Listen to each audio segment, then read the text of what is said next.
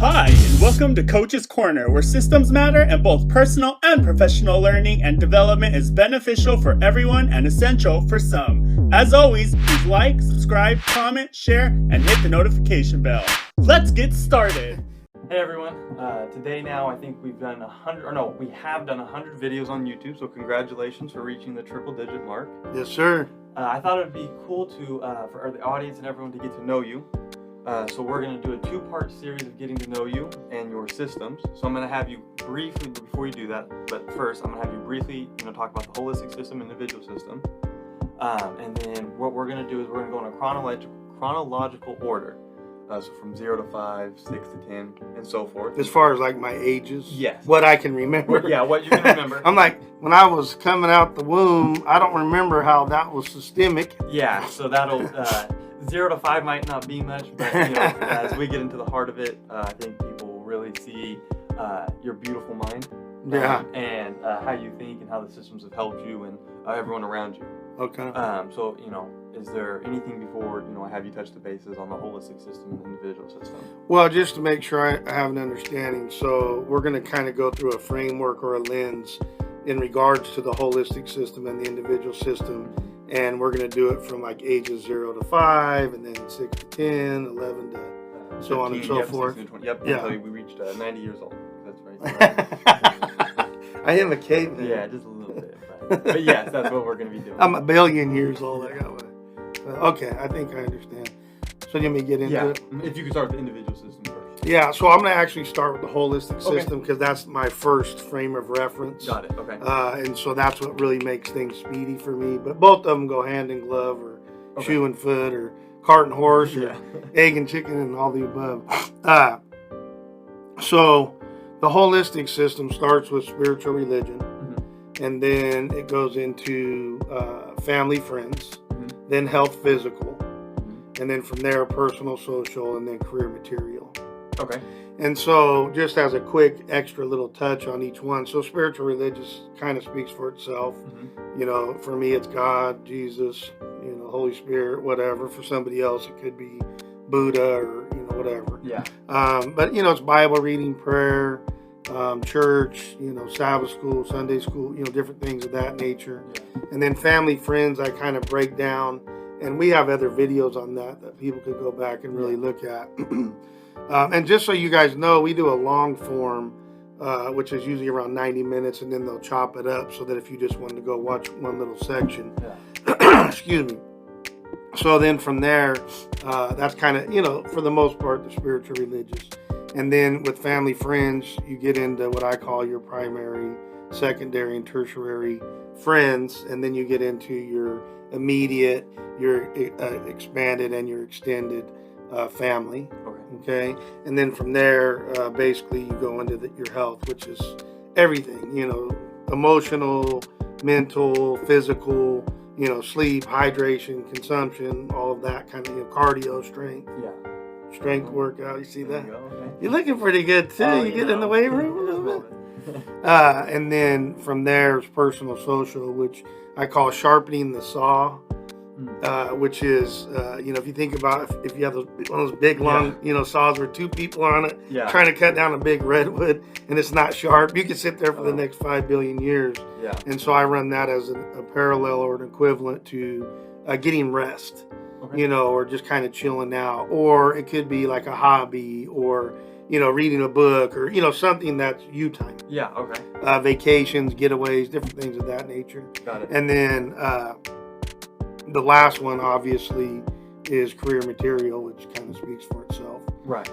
And then so on the individual system, it goes mindset, getting organized, solution showcase, collect data, and then thoughtful advancement. Okay. So I try to run parallels with like 5s and 3s, or when we talk about the company system, it'll be in 7s. Okay. That's the first thing I've learned about, I think, systems when I was pretty young. Something about an odd number makes sense, right? Okay. So I don't know why that is, but it seems to be the case. So mindset can be, a lot of people do board visualization or meditation or just visualization or the secret, law of attraction. It's that kind of stuff. Okay. Getting organized would be different things like You're going to do a task or a to-do list. We have what we call collection spotting, which is all of our emails. We got 400 emails. Yeah. 700, social media accounts, different things of that nature. Checking your phone, checking your emails. So getting organized. Got it. And then the solution showcase is really cool because it's just a do piece, right? Yeah. So it's the do piece to everything. So it's the do piece to the holistic system. So if you're going to read the Bible, that kind of goes in there because it's just a do of everything. Okay. Right. And then you collect data, both informally and formally, and you figure out, is it something that you like, you dislike, or you're undecided about? And then thoughtful advancement is how will you advance? So if you like something, how will you celebrate? If you dislike something, how will you adjust or pivot? And if you're undecided, what do? Well, I say you start questioning. Got it. Right? Okay. Like, well, what do I like? What do I not like? Why don't I know? So I like to push it to the black or the white. And both of these are cyclical. I call them the vertical, the horizontal, the diagonal. There's a lot of stuff. And so when you say beautiful mind, it's hilarious. Yeah. Because when I was watching that movie with my wife, she was like, "That's you." Or the new one out is Atypical. She goes, "That's you, dude." So I'm sure I was on the spectrum at some level or very close to it. Yeah, but anyway, so I think that gives a pretty good, baseline introduction of both of those. Yeah, and if it's cool, I think, if it's cool if you go, I'll just go holistic system all the way down, and then I'll go individual, so that way I'm not jumping back and forth, confusing myself and maybe the audience. Yeah, and if you could just help me, because I get lost sometimes, because my brain is not very big, but it goes fast and it goes off into la la land sometimes. So you gotta put the training wheels on me, right? Yes. Okay. So, like you said, 0 to 5 might not be a whole lot. Yeah. We'll start there. So from 0 to 5, what do you remember starting with the holistic system, spiritual religion? Well, I don't remember a lot. We weren't big church goers, or we read the Bible or prayed before meals or different things of that nature. But I don't know if it was more 0 to 5 or 6 to 10. But I had a God lens early, and there was some interesting things that I don't care to get into right now. Yeah. But that I think steered me that direction. Yeah. And so, but I've felt very close to the Trinity for a long time. Okay. And then, so now moving into family, friends. From 0 to 5. Yeah. So basically, I had my mom and my dad, both school teachers, and then I had an older brother at that time, and he was 4 years older. And then we hung out with my aunt and uncle a lot, and my cousins. I had 2 cousins, both boys. And on our side of the family, there's like 80 boys, and there was 1 girl. Oh. And we think that somebody cheated. And so we come from my little brother. He wasn't around then. Yeah. He's 13 years younger. Okay. So when we get to 13, we'll add him into the mix.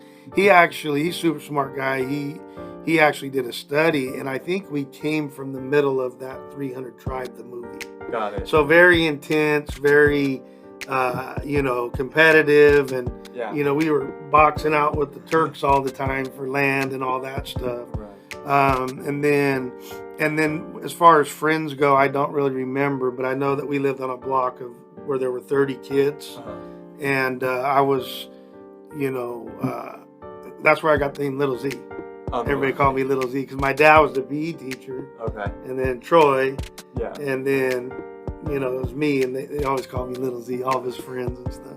Got it. Okay. And then moving into health, physical. 0 to 5. I was just tiny, dude. Yeah. I was so small. And it's funny because at birth, they said I was almost 2 feet long and 9 pounds. And my mom had to, go cesarean with us. That's why my head's perfectly shaped, in case you guys want to know. And so I was just super little, but I was like highly, what I call athleticism. Meaning I was quick. I walked early. I know you did too. I don't think your older brother, who's 19, has walked to this point. I know he can't ride a bike. That's the ongoing joke, and that's your fault, by the way. Yeah. But I walked early, I talked early, all of that kind of stuff. But I was super quick and fast, more quick than fast. And I could jump kind of out of the gym. Yeah. And I was strong, super strong for my size. I used to like wrestle my brothers, you know, they're 3-4 years older, and I'd pretzel them up, Yeah. you know.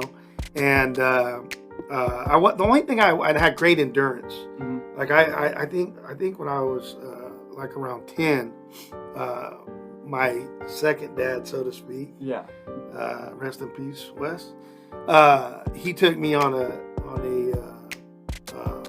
run. I think it was like a 10K or 5K on the beach, and I lost him.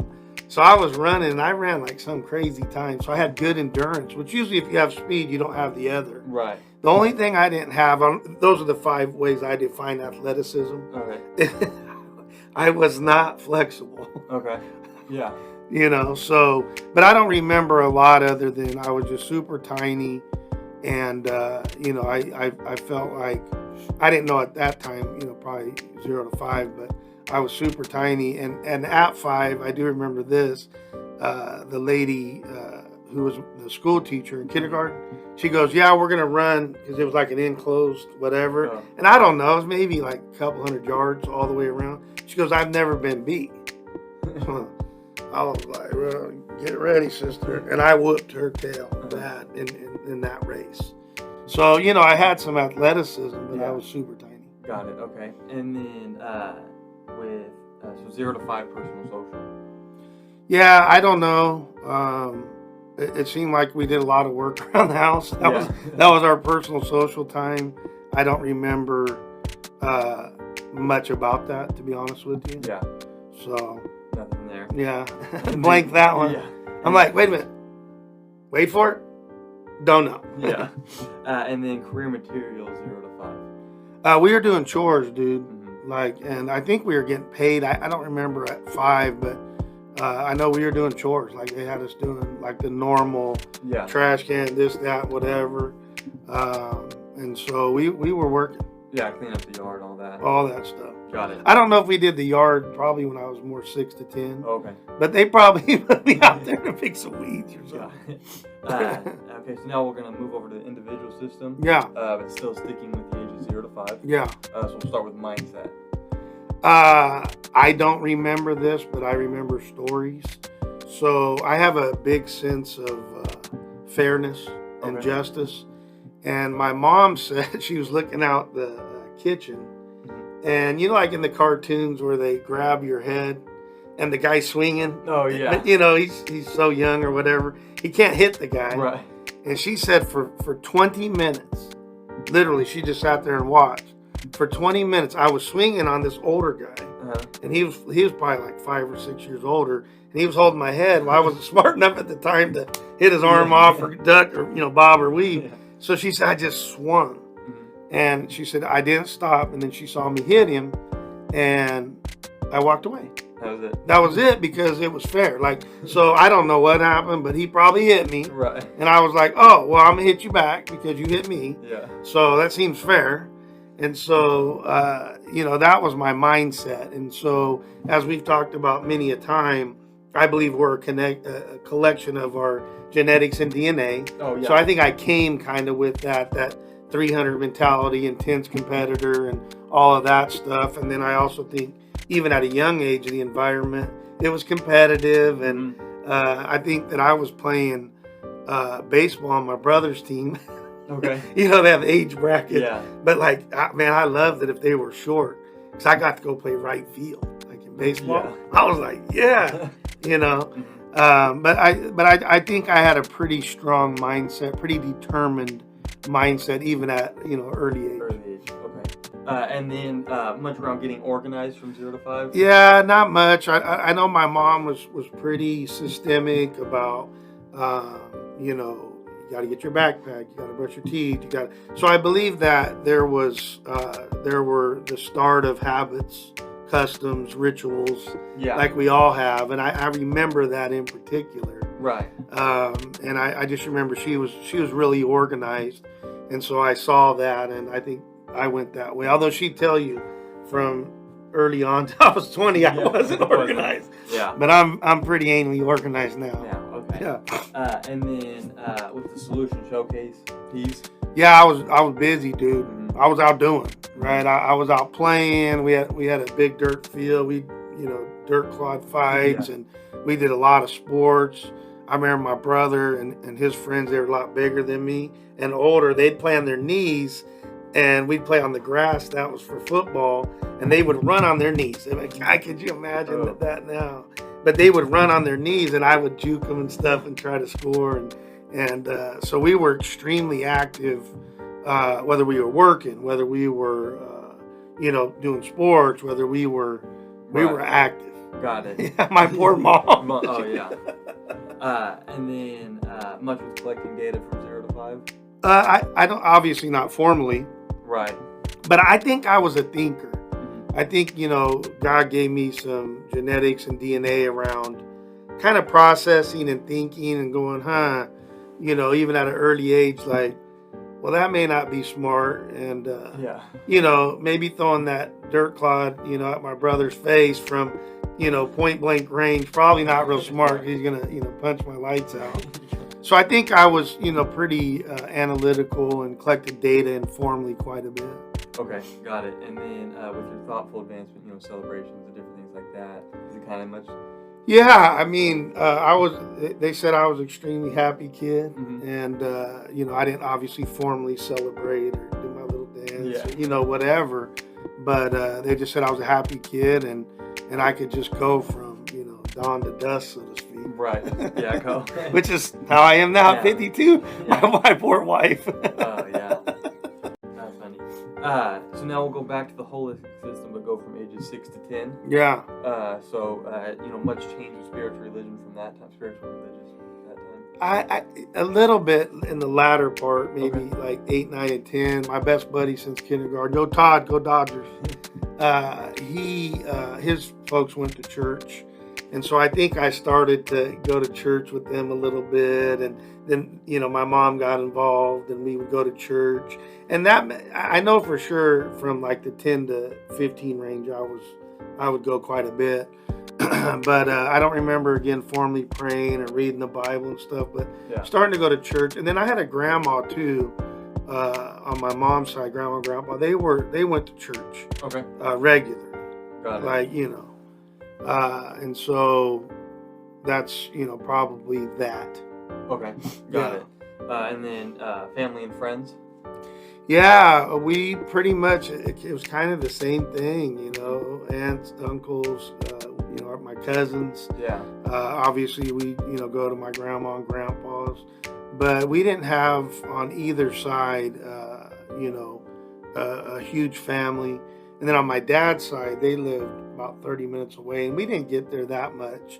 And then my dad's dad, he lived, like 5 hours away. We never saw him. Mhm. So mainly, again, us, meaning, my mom, my dad, my older brother, myself, and then my aunt, my uncle, my 2 cousins. Yeah.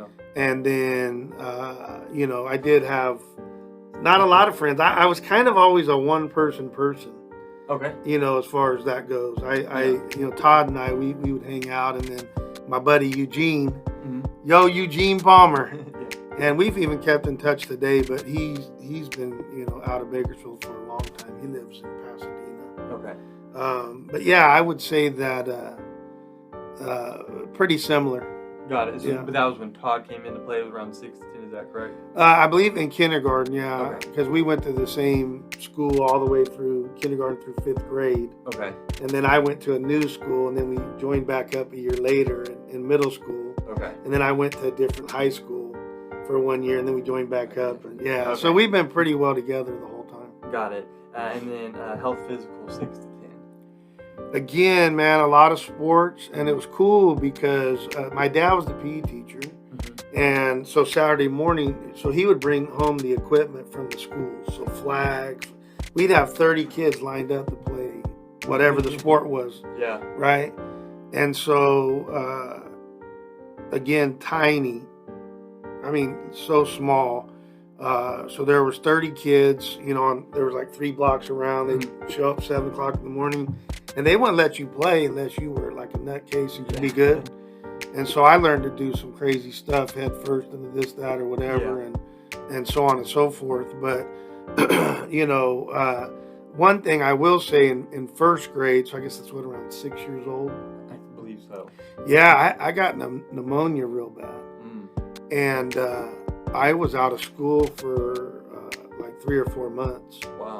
Yeah, and so I remember my grandma, she's the one that watched me, and she would literally, put me on her leg, and we would read and study. Oh. So when I went back, because this was like around, I don't know, probably like the end of December, and so like December, January, February, March-ish, somewhere in there. When you went back? Yeah, and I was ahead of everybody, dude. I was like, right, because she just would sit there and we'd read and do different things. Yeah. Now with language arts, I'm not that great, but we would do that kind of stuff. And so, but I was very sick. Like they said, like hospital sick. But I guess at that time there was a lot of pneumonia going around or something. And they had said, you're going to get better care from grandma than you would get here, but we could admit you into the hospital. It was pretty bad. I've seen pictures and stuff. It was, and I was all little already. I lost like 10 or 15 pounds, which is maybe, I don't know, 20% of my body weight in a short period of time. So they said that I was pretty lucky to come out of it. Yeah, wow. And then, with health physical, any eating, do you remember, like, were you eating good, bad, anything like that? Yeah, my mom thought that ginger snaps was a treat, right? Like my friends, they'd have Oreos and Twinkies and Ding Dongs, and my mom's like, here's your ginger snap. And I'm like, oh my gosh. They were hard. They tasted like cardboard. But I mean, if that's what you had, you were like, I get a ginger snap. Maybe I can get 2. Yeah, I'd sneak a few. Just kidding, Mom. Get to hand the cookie jar. But my mom she cooked. Okay. And she did a good job of, providing all of the proper things. Now, I was not a big vegetable guy. Yeah. And, as I'm sure you could tell, I have super bad allergies. And even to this day, and they said back then, I'm glad that kind of got brought up. So I have a lot of food sensitivities and allergies, but the hay fever is like really bad. Yeah. And they said, I guess when I was like 6 to 10, they said that the lining or the membrane in my eye would actually fall out, look like a little baby jellyfish. And I remember that, and I remember getting the shots, and they tried to fix me up and do different things of that nature. So I'm glad that got brought up. I had forgotten about that. So, I'm little. I've got a lot of, breathing deficiencies. Yeah. I forgot to tell you, I got this big bone in my nose when I was 1 or 2 when I was walking. Those swing sets go back. Yeah. Bam! Ooh. Yeah, it could have probably killed me. But and the doctor, good job, doctor, didn't fix it correctly. So I can only breathe out of this side of my nose about 20% anyway. And so I'd forgotten about that. So just it's tough a little bit, right? Right. Just tough physically. Yeah. Okay. And then going into personal social from the ages of 6 to 10. Yeah, my whole life was just really sports. I just carried sports all the way down through everything. But I did a lot of sports and super competitive, and had to really start learning how to hack stuff. Yeah. Systemically. Yeah. Better habits, better rituals, better customs, better processes, better procedures. So when I tell people I can help them, I've had a lot of practice, both informally and formally. Right. For a lot of years. It's like I tell people all the time. I said, hey, that guy's going to cut on you. You need to get a surgery. Do you want the dude that's had 10,000 hours, or do you want the guy that's had 10 hours? Right. Yeah, I voted for Carlos, right? I'm taking the 10,000. Yeah. Well, I've had way more than 10,000 because I've kind of had to do the hacks my whole life just to be able to compete. Right. Because as I've told you before, I wanted to be the best athlete. Right, of all time. Of all time. Yeah, like LeBron, like I was going to be it. Right. Right? It was like me and then everybody else.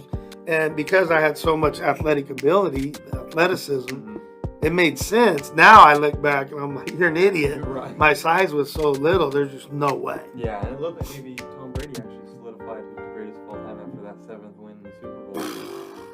That's amazing. So kudos to him and a great season. Yeah, I mean, He'll probably play for another 4 or 5 years anyway, so we'll see what he does. Yeah, and I heard he's a great guy. A lot of people don't like him. You know, a lot of people don't like winners, right? Yeah. It's ridiculous. It's like, I love winners, man.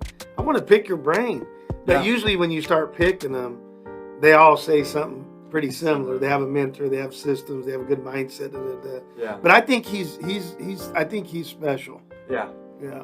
Not mean to get off on a tangent, but you brought that up. Yeah, the no. Super Bowl, so. But go back to now career material from ages 6 to 10. I was working, Mm-hmm. right? I had 3 paper outs when I was like 8, 9, or 10 years old.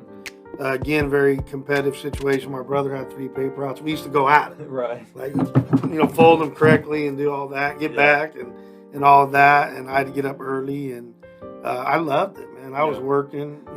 It's like I tell people all the time, and we've talked about this before. Can I go to school and do my side hustle? I'm like, come on, dude. I had 3 basic, jobs my whole life. I had school, I had my job, whether it was chores at a very young age or my paper route, and then I had sports. Right? I mean, 12 hours a day was like, that was laughable. When people go, well, I had to work 12 hours yesterday. Well, then what'd you do? Well, I went to sleep. I'm like, oh my gosh. Yeah. Come on, dude. Got it. And then still doing chores around the house, so paper routes and chores, or did that? Yeah. Oh, yeah. As a matter of fact, I think they had me, and I never did quite figure this out, Mom and Dad. They had me start to do the grass and not mow the grass, but the weeds. Yeah. So you were down there. Yeah, and I'm like, I'm coming in, my eyes are all swelled up, I'm sneezing, I'm, bleeding, all this. And I was just like, I don't think that's a smart decision, but I wasn't going to back talk him. I was like, Yeah. Well, I probably did back talk him, but. Not so much. Well, I was pretty hungry. Okay. That's what they say. Okay. And then still sticking with the ages of 6 to 10, but now the individual system. Sounds like a lot of informal stuff from 0 to 5. Anything change with with mindset? Yeah, I started to do like little pictures of athletes or, Got it. Different things of that. So I started to kind of go from real informal, not all the way I'd say formal, but, when people are talking about, well, I do pictures and I visualize, I'm like, yeah, well, I've been doing that since I've been 7. So, Right. But nothing crazy. Yeah. But, I had a pretty good mind about, like stats and stuff of all the people that I was going to beat. Oh, yeah. Okay. I swear, I'm not kidding you. I'm like, whatever, 2'1" or whatever. Yeah. And I swear to goodness, I'm not kidding. I thought that I could beat Magic Johnson Who's 6'10". 1-on-1. Yeah. Like literally, I mean, I'm like, dude, I will tear him up. Right. Yeah. I'm like, looking back on it, like, I don't think I got a shot on him. Yeah, I don't know if you could have. I wouldn't have, because I know when I would play with the kids, even some of these 8th grade kids. Right. It was. Yeah, they wouldn't get their shot off. Yeah. Maybe that was kind of like with you for the first 10 years. No, I think I beat you a lot, actually. Oh. In basketball, in that front yard. Blatant lies. I don't know. I mean, there's no real official record, but that's what I remember. And like you said in the last video, your perception is your reality, so that's all I can go off of. Doesn't mean it's true, though. Tomato, tomato. Okay. So now moving into getting organized from ages 16. Yeah, I started, Harvard has put out something that's called the Gradual Release of Responsibility that says the best way to learn is that, let's say I'm teaching you how to get ready for school or something. Okay. So let's just say, and I won't even remember what the 4 I'm going to tell you right now, but just off the top of the head. Yeah. So for you to get to go to kindergarten, you got to get your backpack, you got to kiss your mom, you got to brush your teeth, you got to put on your clothes, whatever. So I do all 4 of those, like almost for you while you're watching. So I do 4, you do 0. Yep. Then I ask you on the next level up, which 2 do you think are the easiest? And so you say, well, kiss my mom and get my backpack. So I'll do the other 2 while you do these 2. Okay. And then we switch it on the 3rd level. You'll do the 2 difficult ones. I'll do the 2 easy. And then I do 0, you do 4. Got it. So that's the best way to be able to learn. Well, my mom's a school teacher and super smart.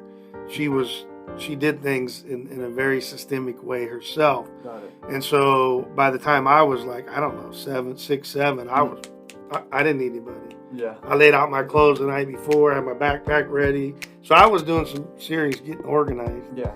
around getting to school and whatnot. And I was pretty good about my homework. I had a list, and different things of that nature, like Yeah. like a task and a to-do list. Yeah. So yeah, I did a lot of what I would say more formalized getting organized. Gotcha. It sounds a little bit opposite of me. You're actually getting the exact opposite of me. But, We used to just on the sidebar, so we take him all across the nation, and he's a heck of a decathlete. And so I said, okay, here's a checklist, and then we get out there. We have to leave. We have to get to LAX or whatever, 2 hours away or 5 hours. It's so busy. But anyway, and sure enough, there'd be 14 things that weren't there, and I'm like, dude, just here's the checklist. I like to plan my life 4 hours in advance. 4 seconds in advance, but I guess this isn't about you, but Yeah, correct. So now with Solution Showcase. yeah, again, I was a doer, so I got good grades, but not great grades, Yeah. because I was like you, we just kind of could listen and Yeah. get B's and low A's, and, Yeah. and I didn't care about anything as long as I could play sports. Yeah, Yeah. get out to recess and play sports, and so so I mean, chores, Solution Showcase, a little bit of mindset now. Right. A formal mindset, a little bit of formal getting organized, a little bit of formal, right? All of that kind of stuff. And just continuing to hack.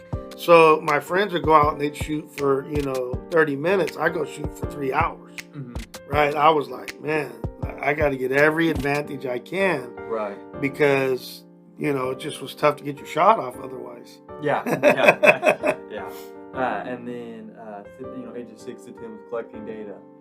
Yeah, again, I think, started to not be necessarily more formal, but adding more things. Okay. Collecting the data of, okay, what grades and what does that do for, does it make my mom happy or my dad happy? Did it make me happy? Did it make my teacher happy?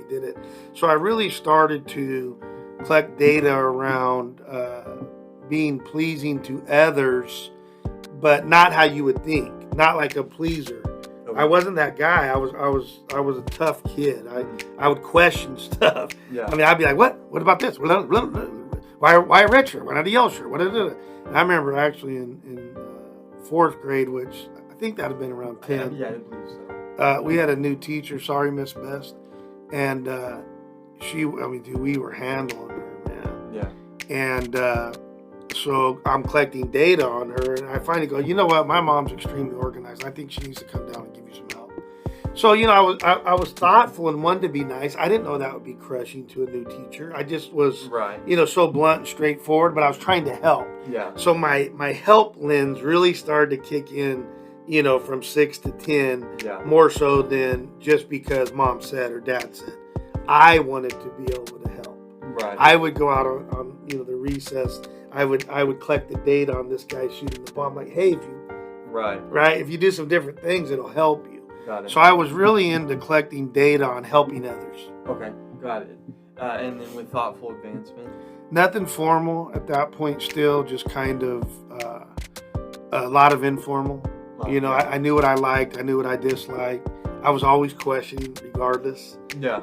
So I was always, if I was undecided, especially, but most of the time I could get it to a black or a white, a like or a dislike pretty quickly. Yeah. And then I would start to adjust, or, the celebrations I didn't really do, because I was just like on to the next thing, on to the next thing, on to the next thing. Got it.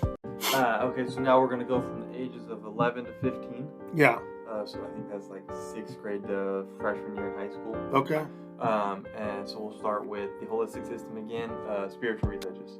Yeah, so I got very serious. I mean, this is how serious I was about God, and nobody was pushing me like my parents, or like I said, they weren't really doing a lot of that. My mom did. She went to the same church I did.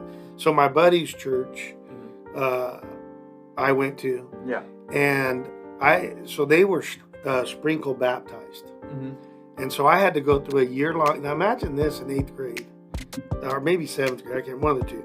I had to go through a year-long catechism. I had to go every Wednesday night.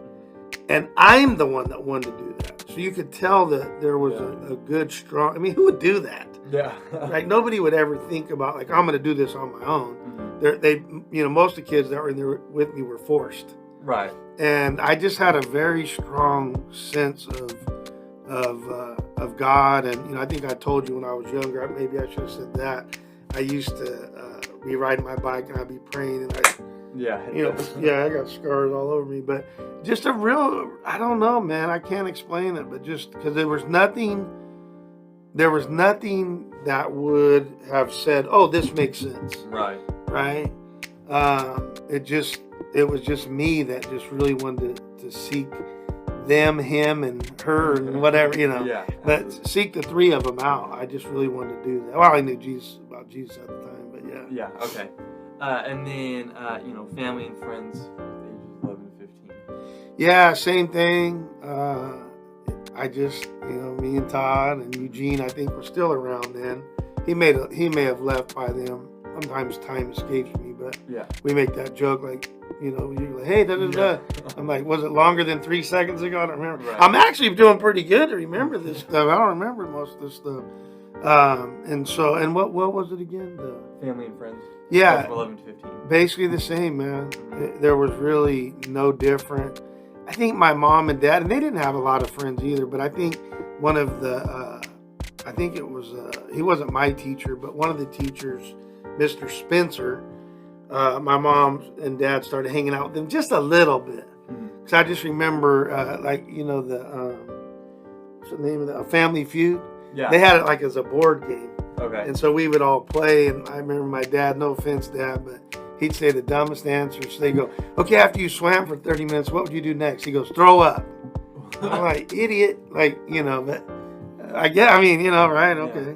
So, but nothing, pretty much just that, and maybe one extra friend or whatever. And I had a lot of people that I knew, like through the church and stuff.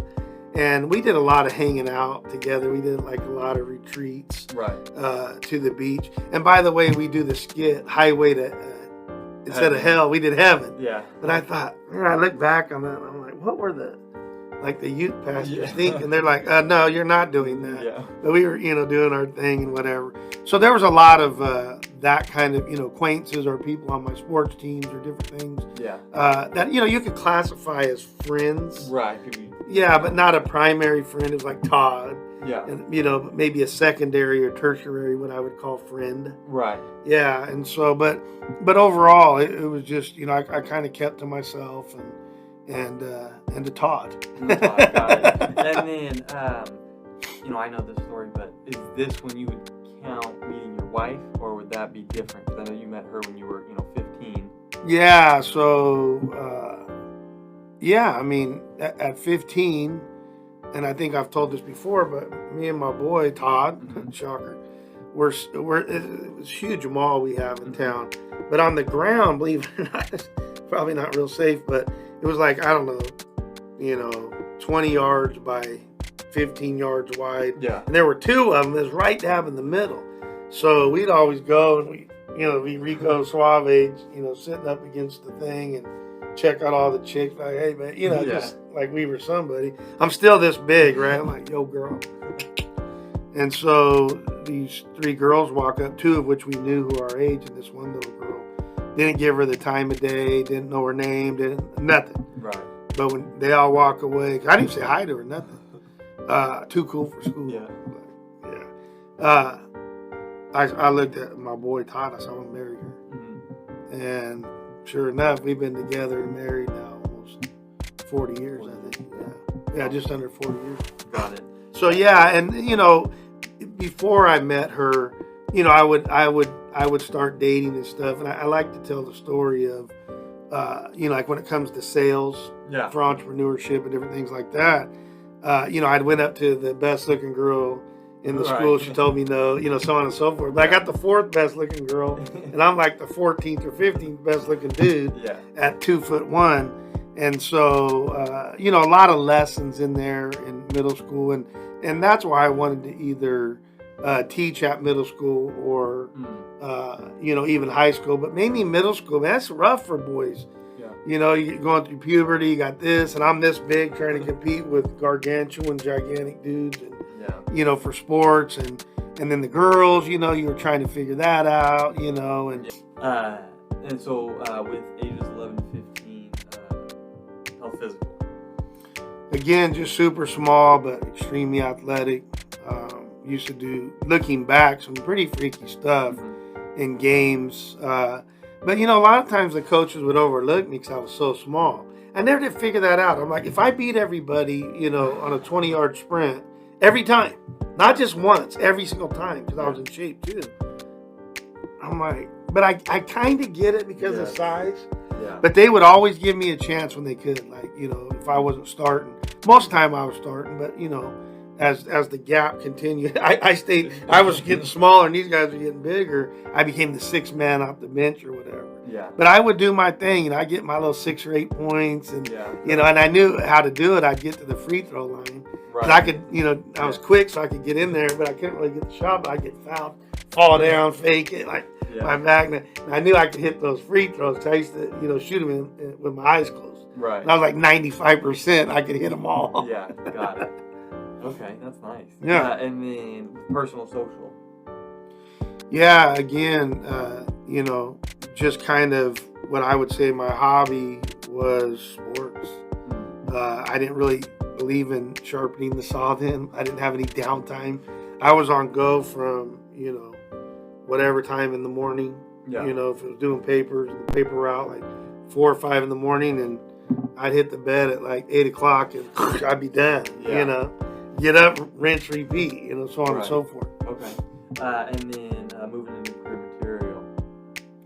Yeah, so I don't know if that would be the time, but my first real actual job, that's 15, so I guess I really didn't have a job then. That was more when I was 16. So just continue to do the same 3 things over and over and over again. But I do like little side hustles and stuff. I started dumpster diving, and I'd get stuff, and my buddy Eugene, he lived in a huge apartment complex. There must have been, I don't know, dude, like 800 apartments. So every whatever, they had trash cans, and I watched these guys stolen. I'm like, you guys are crazy. I'd jump in, we pull cans out, and so tried to be self-sufficient. I could on a quarter go down and play the arcade game like for 2 hours. Okay. Because I didn't want to be at home. Yeah. So I got so good at the game that I would just do 1 quarter or 50 cents. Yeah. Because my dad was a tightwad, he wouldn't give me like 75 cents. And so if I wasn't playing sports, I'd go down to the local little like Howard's Mini Market or whatever, and they'd have the games there. They had a baseball game that I just would crush and different things like that. Okay, got it. And then so now move to individual system with mindset from ages 11 to 15. Yeah, I would say that's when it started to maybe go the other direction. Okay. I was starting to get defeated, because the gap in what I wanted and what I thought I could achieve as being one of the best athletes, I could start to cognitively go like, dude, you're in trouble here. Right. The one sport that I wasn't in trouble in was baseball. So I had a cannon on me. I could throw a beeline from center field, which is what I played, all the way to home, no hops. Okay. And I mean on a laser. Yeah. Like, Puig, you got nothing on me, dude. And I was so fast. That's why they wanted me in center, because I could, like, if the right fielder or the left fielder screwed up, I was there to back them up. And so I used to hit line drives. I couldn't hit for power because as strong as I was pound for pound, I still couldn't hit for huge power. But man, I would hit line drives right at the gut. Yeah. And I could place that ball pretty much where I wanted to. So discounting that, which I liked a lot and probably even loved until my freshman year. But I could have probably went somewhere, like professionally in there. I don't know, if I would have got to the big leagues, but probably. Got it. Yeah, my good buddy Todd is a great baseball player. He always says you would have made it. And I would believe him more than I would think about anything else, because he knows baseball like the back of his hand. Right, got it. And then with getting organized now from 11 to 15. Yeah, I think more of the same. Rinse, repeat, just maybe a little bit more formal each time, better task list, better preparation, better, that kind of stuff. But I wouldn't say a huge jump within that age group or age gap.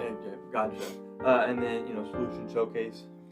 again, rinse, repeat, man. I was just kind of really hammering out, but I do a lot more reps, whether, it's basketball season or I go out and as many people as we have on the block, nobody want to work hard as I would. So I had to go do a lot on my own.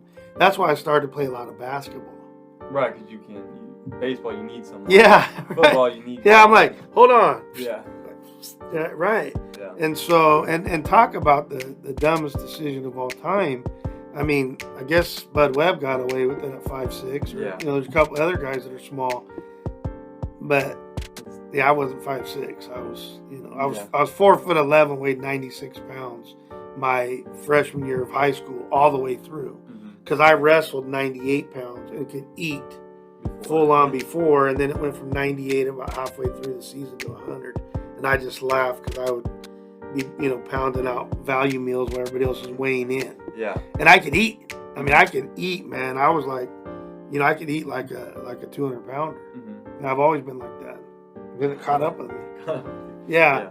So I just think, a lot of sports, a lot of work, a lot of that kind of stuff. Okay, got it. And then with collecting the data?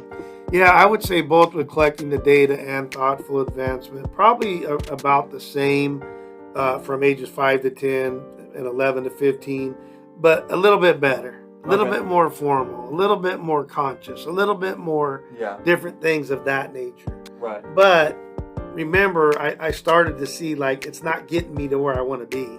Yeah.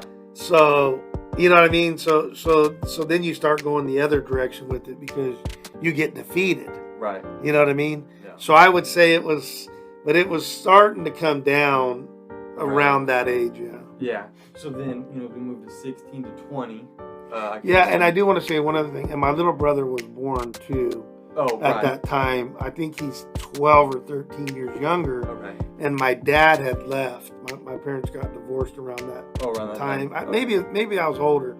But anyway, I feel like I had to be his dad. Got it. And so when you are, trying to be somebody's dad, trying to do the right thing, you can't be a good brother. Because you got to reprimand and do different things of that nature. And so, I think that made the relationship a little tougher than normal or whatever. Right, got it. And so, you talked about going downhill, you moved to 16 to 20. Yeah. That was probably the toughest time in your life. Yeah.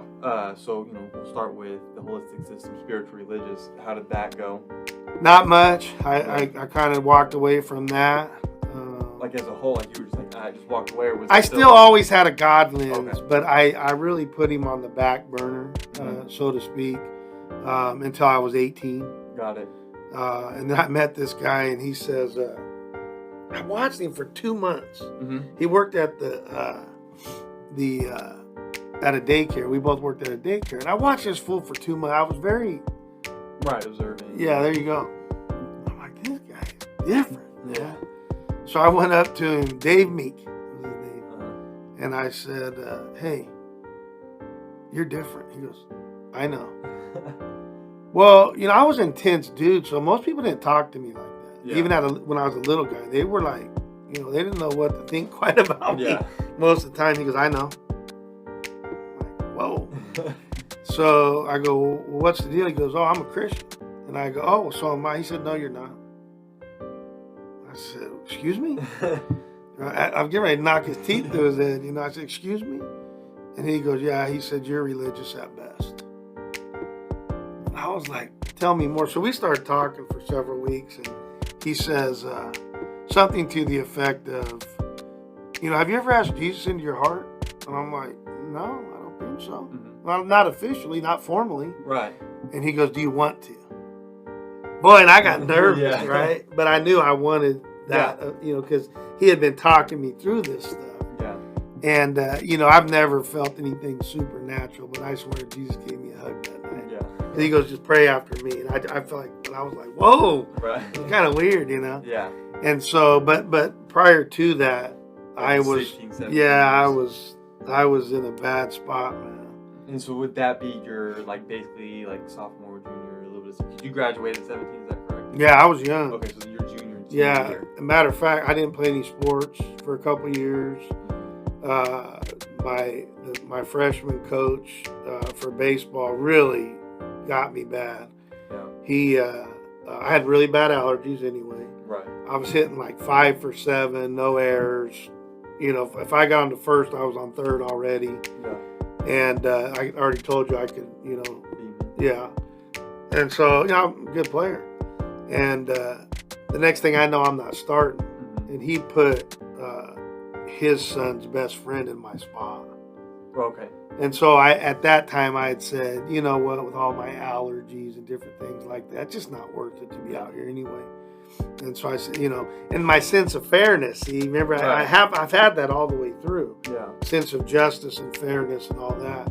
And so I quit playing baseball, and at that time, really just couldn't find my way. You know, football was tough. I mean, these guys were huge, man. Yeah. I remember my sophomore year, we're playing the freshman team, and sweep right, and I'm playing corner. They call me and Todd the Hawks. We had these big old noses, and I make the tackle, but these guys would knock me silly, dude. Yeah. Wake up with your ear hole this way. Yeah, I was like going the wrong huddle, and so there was a lot going on there, Yeah. and stuff that I didn't really get a lot of guidance through at that time. Yeah. I don't think my mom knew what was going on. My dad was halfway out, whatever. My mom was working a lot, Yes. just stuff, yeah. And so I just didn't have really any guidance other than Miss Lloyd. Thank you, Miss Lloyd. Okay. She really helped me. I can't draw a stick figure, Yeah. and she made me her art aide. Uh-huh. And so she really, helped me, but it just wasn't enough. Yeah. I just, I was really in a bad spot. Got it. And then, you touched on it already, but, family, friend-wise, from ages of 16 to 20. Yeah, my older brother and I, we were never real close, but we kind of were growing apart. I think he was even out of the house a little bit, and just weird stuff there. I think it was tough. I don't know the whole situation, but it just, we never seemed to jive. I'm sure I wasn't easy for people. Right. And then my little brother, I did the best I could, but I was more his dad. Yeah. Right. And then my mom, I'm sure I was a handful for her. Mm-hmm. I was miserable in my own head. I just didn't know how to deal with it. Yeah. And, so, and I still had Todd. Mm-hmm. But even Todd, punk, he started to have other friends because he was still playing. Baseball. Yeah, and stuff. And I was, I only had 2 classes my senior year. Mm-hmm. So I didn't get good grades, but I was credits and units ahead. But I had to work full time Mm-hmm. at that point. Got it. So just a lot, it was tough. Yeah. And then, but still with your girlfriend / wife at the time. Yeah, we, On and on. yeah, dumb stuff, like we were so young, I'd be like, hey, Todd, will you break up with her? Just Yeah. stupid, like you're a little punk kid. Yeah. But yeah, we were on and off, all the way, through, throughout high school and Yeah. today. She's still probably off with me, Yeah. but she's still hanging out almost 40 years later. Gotcha. And then as we moved to, health physical. Yeah. With ages 16 to 20, you stopped playing sports. But then talk to us a little bit about, 18, 19, 20 when you started doing track and stuff. So, we'll start, first though with health physical at 16, 17. Yeah, so I started lifting. Okay. Right, and I was already, like I say, pound for pound strong. Mm-hmm. And I was pretty strong for a little guy. Yeah. And I would just watch what the big guys would do in the gym. Okay. Right? So I was lifting more like a bodybuilder, Yeah. traps and stuff, until I learned later that's not how athletes do it. Right. And what happened my senior year, that's why I'll champ. I'd race him in the halls because I only had the 2 periods. Yeah. We'd always beat up with me. And I used to piss him off because I would beat him Right. every time, Yeah. every day. But I wasn't doing any sports, and it had been about 3 years. I hadn't done football. I think my the art aide, Miss Lloyd, she got me to do cross country one year. Oh, okay. And I was like middle of the pack without no training just because I was a hardhead. Yeah. I killed myself. Yeah. And so, where are we? I'm sorry. I went Yeah, below on that. we were starting with 16, 17. You raced in the SYL. Yeah, and so that'll come back later. But I was getting, to be stronger. And then in like 17, 18, I started doing a lot of power lifts. Mm-hmm. So, and I was about 165 then. So I graduated like 130, dripping wet. shoes on, 5-pound weight tied to my butt crack. Yeah. I mean, I was basically probably 5'8", 130.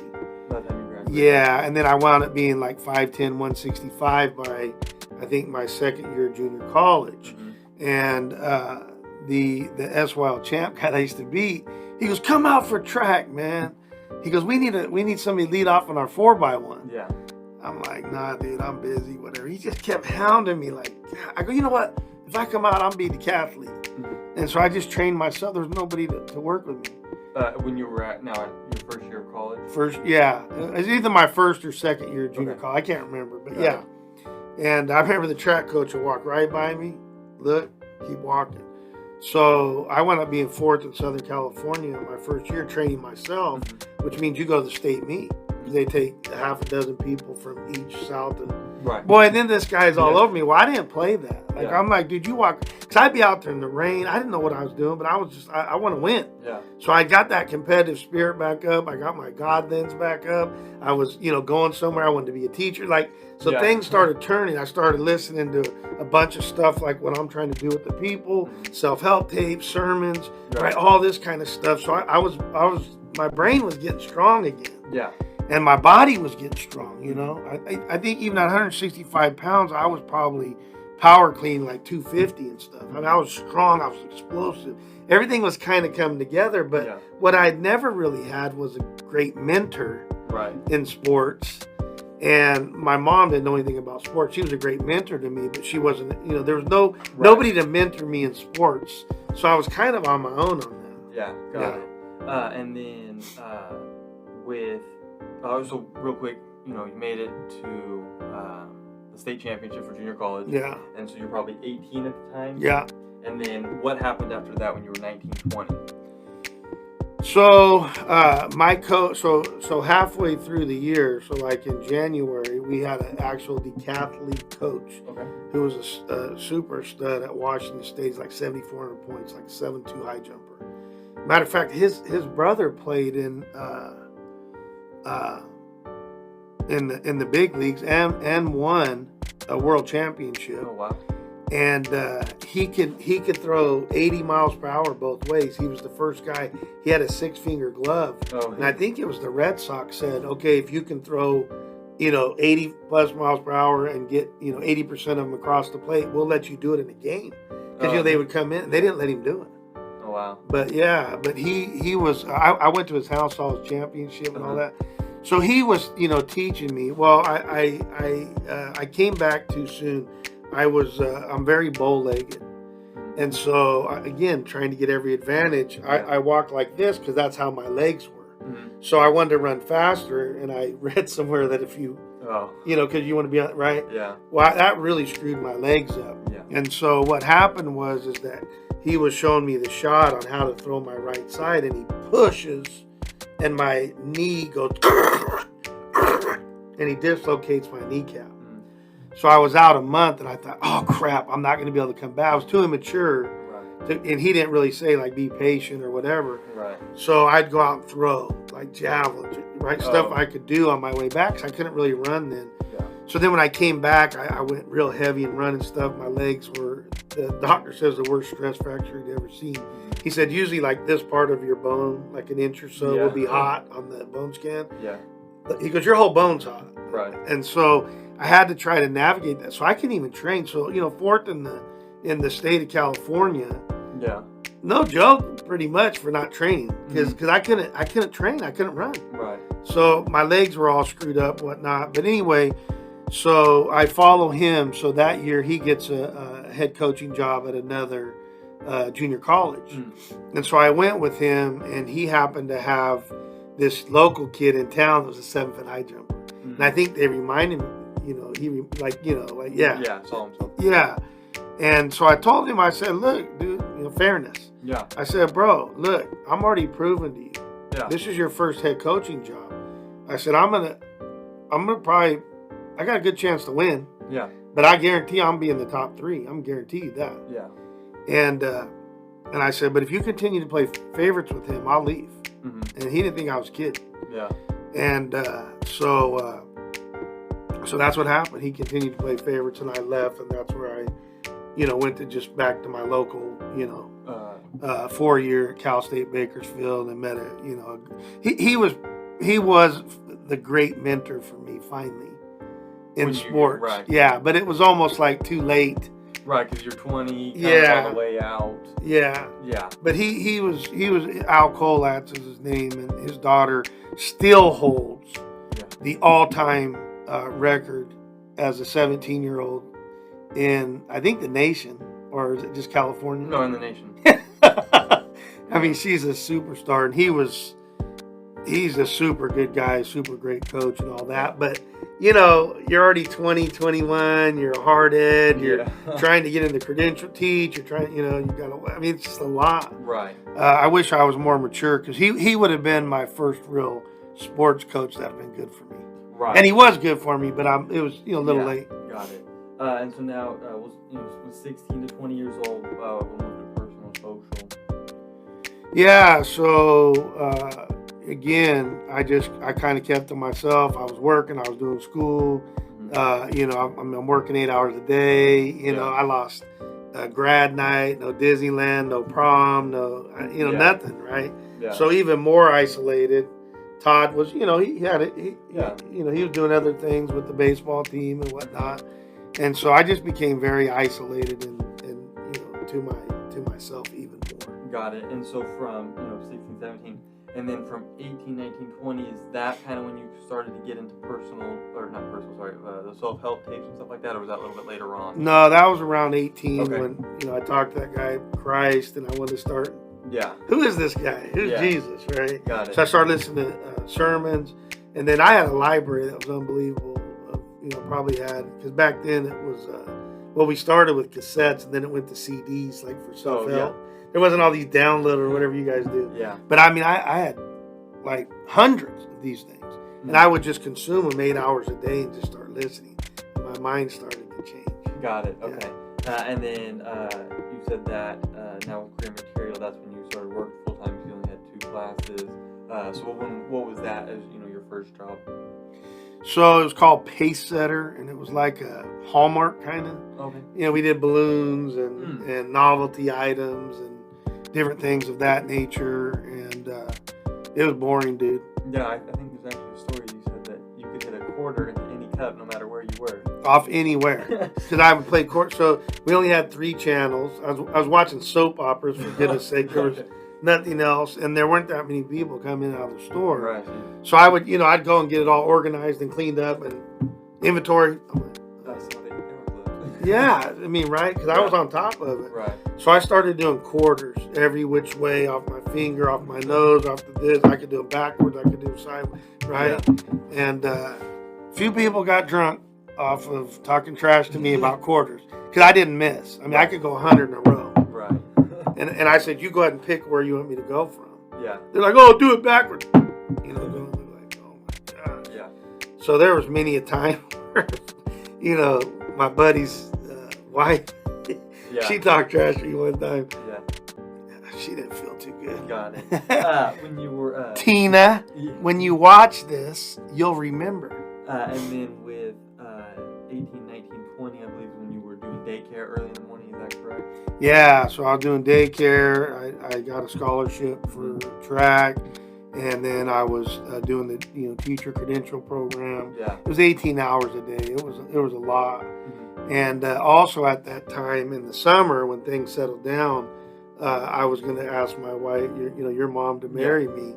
And again, I didn't want to be like anybody else, so I went and researched the 4 C's of a diamond and stuff. Oh, okay. And so I went out and umpired in Bakersfield. It's like 110, 12 hours a day, every day in the summer. Nose was bleeding because I got a bad allergies. It would dry up. Yeah. I mean, full like bleed. I'd stick stuff in my nose. You're out.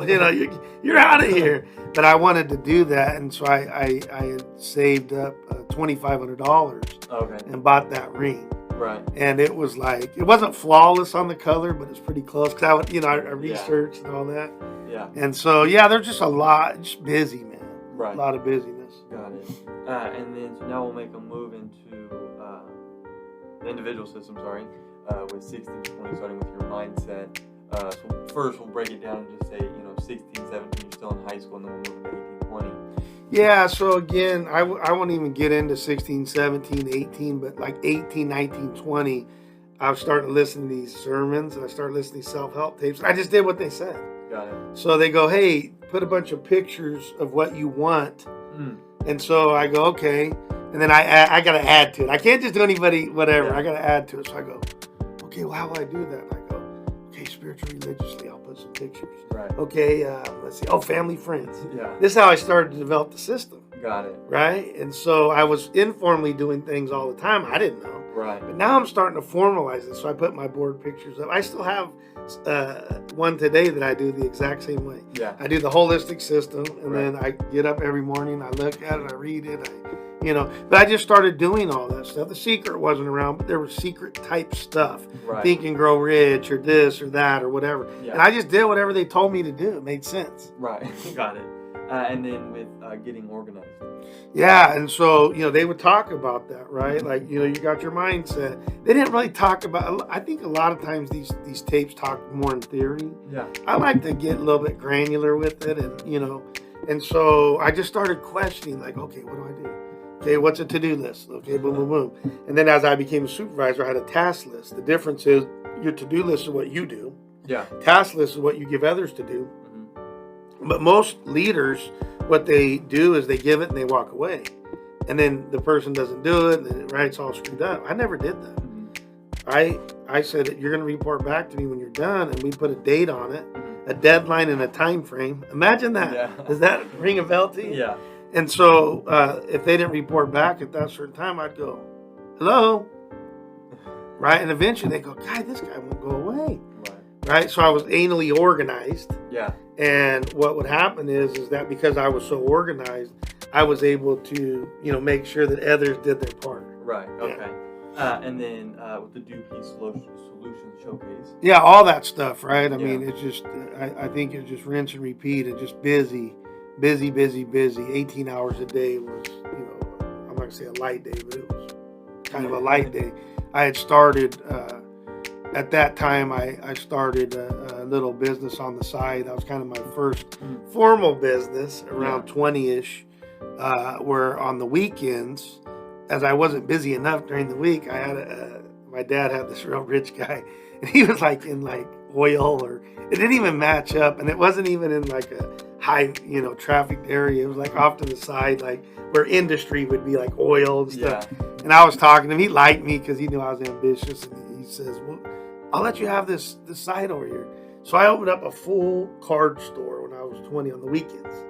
People would come in, and I'd built these things out of plexiglass. You'd open them up and get the card. It was crazy. That's so funny. Yeah.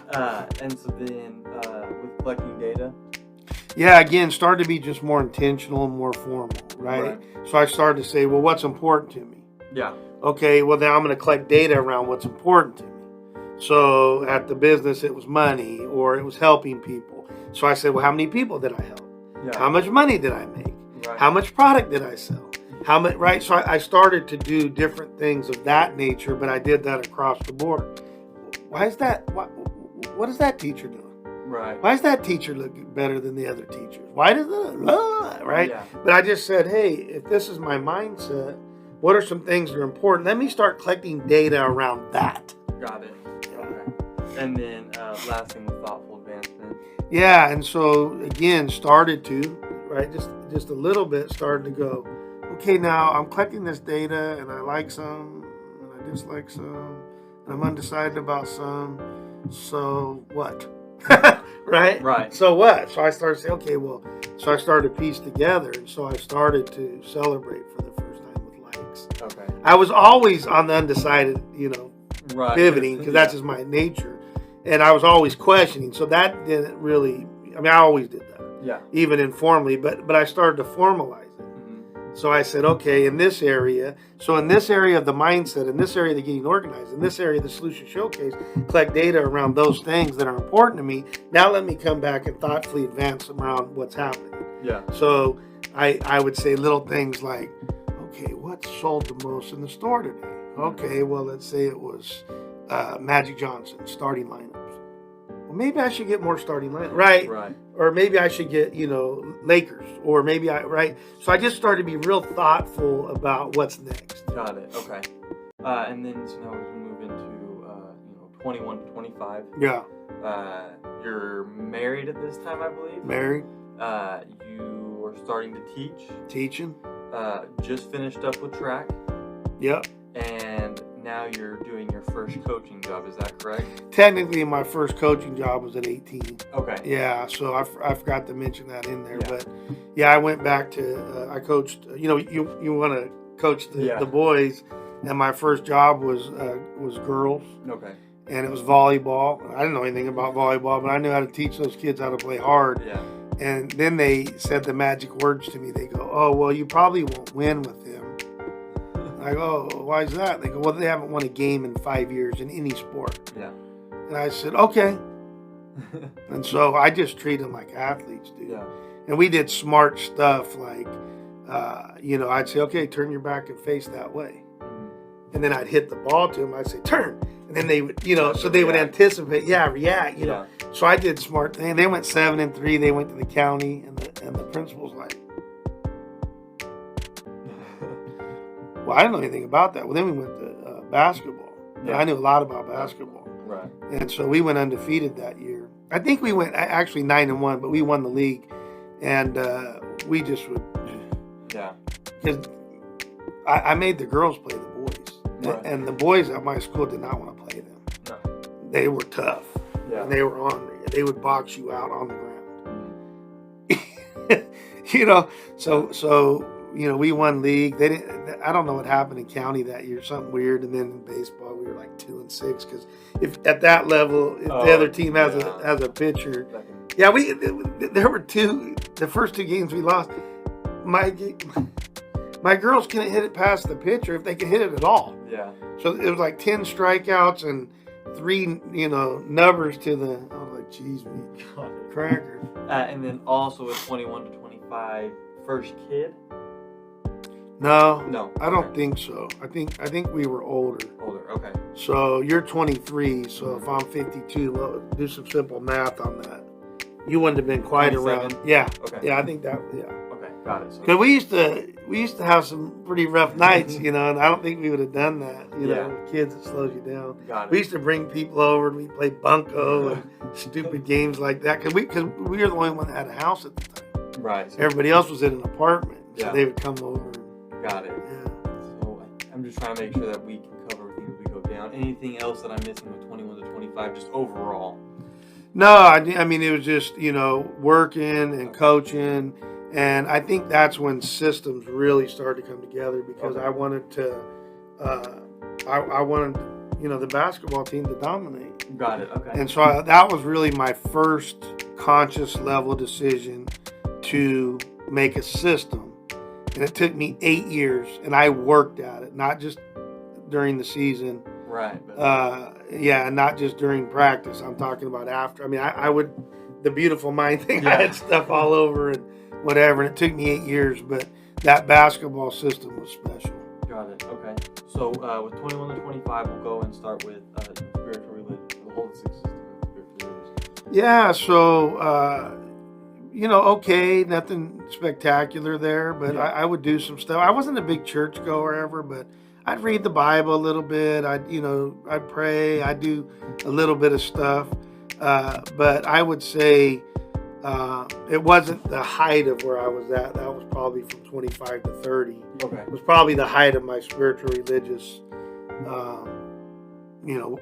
position or whatever you call that. Yeah, got it. And then, but I don't think this needs to be said, but anyways, everything you did was always with intentionality. Yeah. Even if you were doing it just a little bit, there was always the intentionality behind it, not just to do it.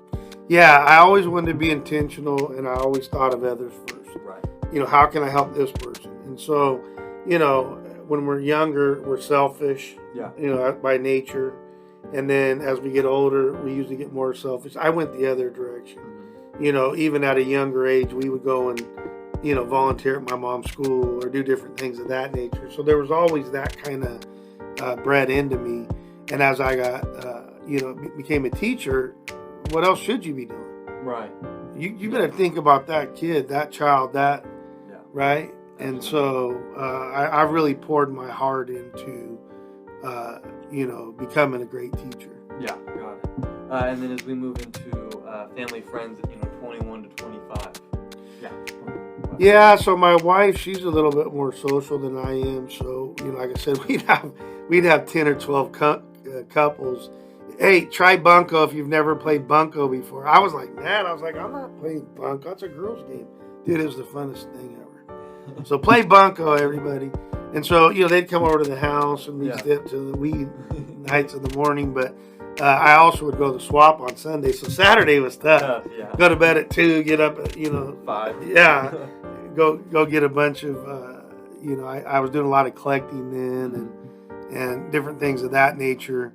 And eventually that turned into another side business. I'd go to swap and sell my toys and sports cards and different things of that nature. But as far as the friends go, Todd and Tina, he met her in our French class. Okay. Should have taken Spanish. I'm not very smart. I only learned like 3 things in French. They're all not good. But anyway, the girls would do our homework and we'd go get donuts during that period for them. Yeah. And so that's where Todd and Tina met.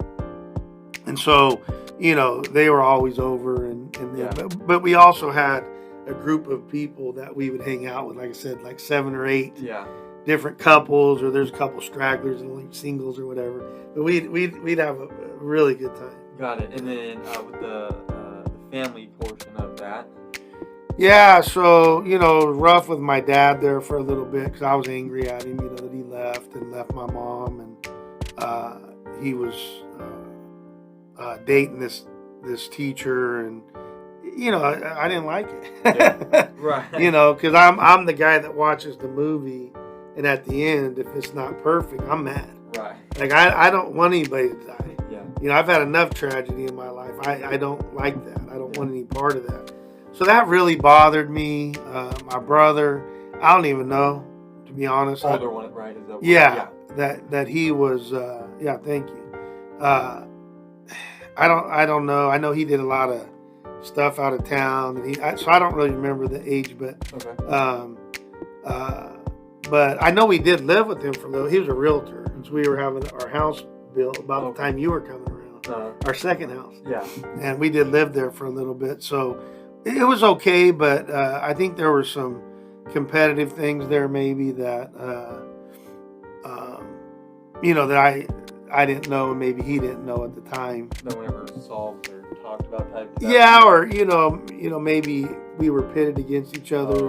I don't know. Got it. I don't know. We never really talked about it, but we were cordial and talked and did things. And I think we even went to Vegas with him a couple times, but we were just different. And then my younger brother, what is he, 13? I'm 25 or whatever. So, but, again, still like his dad because his dad had left. So the relationship hadn't changed? Not much. Got it. And me and my mom, we were always tight. We worked in the same school district together and different things like that. And I think around 30 is when we started the after-school program out in our district. Got it. So, just still a lot going on. Okay. And then now with health physical, so you're not doing track as much, or or I should say, you don't have a sport. Because when you grow up from ages 5 to 18, maybe even, you get to 22, 95% of the people probably do some kind of sport. Yeah. And then after that, only however many people go pro. Right. So how did that look from 21 to 25? Were you still able to exercise and do different things like that?